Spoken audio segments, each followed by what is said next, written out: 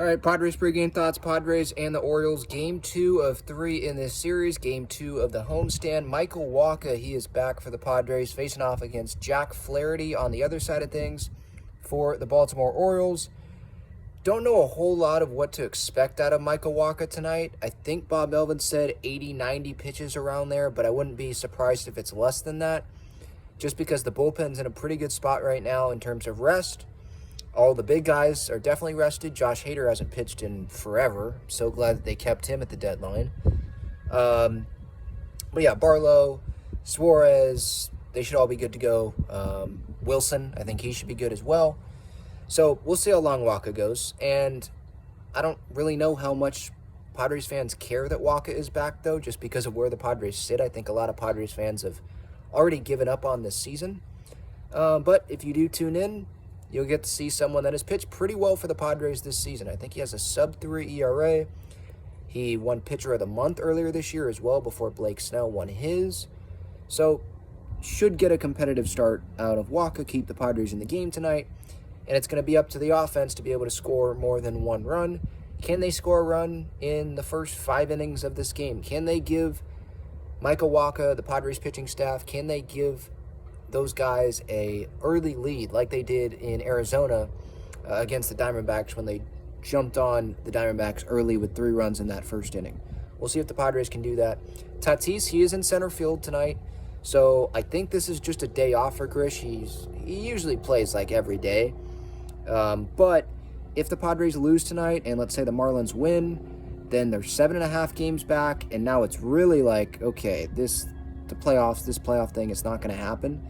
So do you start seeing the Padres start to consistently put Fernando in center field, try it out, give him a month and a half here to play center field consistently, so that maybe you could trade Grish in the offseason and then find a better power bat to go play right field, or find someone to play left and maybe you want Soto back in right field. I don't know. I'm just throwing it out there because I don't think the Padres should just waste away the rest of this season without trying some things if they're not going to go anywhere.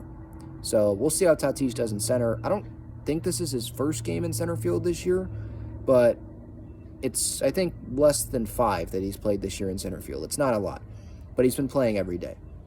The rest of the lineup is pretty much the same. Ben Gamel, I guess that's the noticeable addition because Grish is obviously not in the lineup.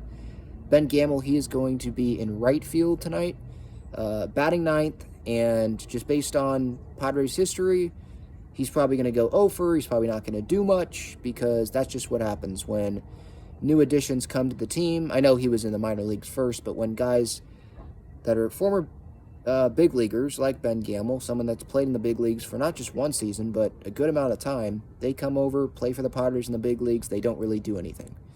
If he was on the Dodgers, he'd probably go and hit 300. That's just the way it is. So that's me teeing up this game. Again, I think for me, it's not a whole lot about what's happening in these games, like the results, because I don't think this Padres team's going to go anywhere. It's more about the big picture thing, obviously. And the pregame thoughts isn't really where the big picture things are. That's really on the show.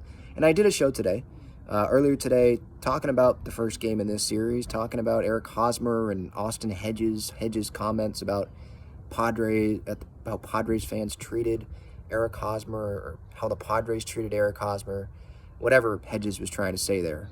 Gave my thoughts on that. And I'll have a show tomorrow, probably. I'll have a show on Thursday.